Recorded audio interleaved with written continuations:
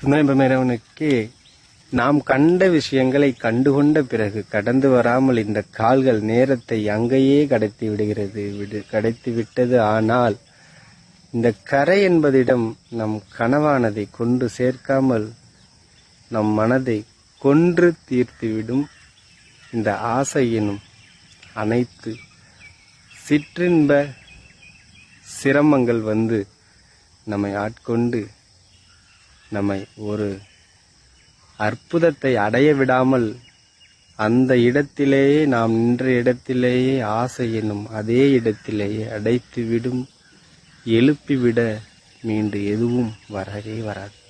புரியலையா? அர்த்தம் என்பது பல. ஒரே ஒரு விஷயம் சொல்றேன். இங்க நம்ம ஒன்ன தெரிஞ்சுக்கிட்டோம் அப்படின்னா அதை தாண்டி போகிறது நல்லது.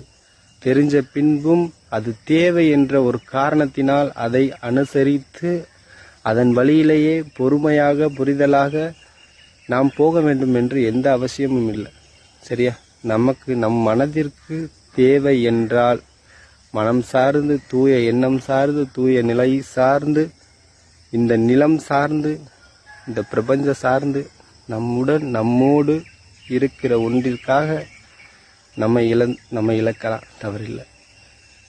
எதையுமே நம்மள்கிட்ட, அதாவது அவங்க நம்மக்கிட்ட எதிர்பார்ப்பாங்க. நம்ம எதிர்பார்க்கின்ற பொழுது அவங்க இல்லாமல் போகின்ற எந்த ஒரு அர்த்தங்களும் நாம் அறிந்து கொள்ள தேவையே இல்லை. சரியா? சிவாய.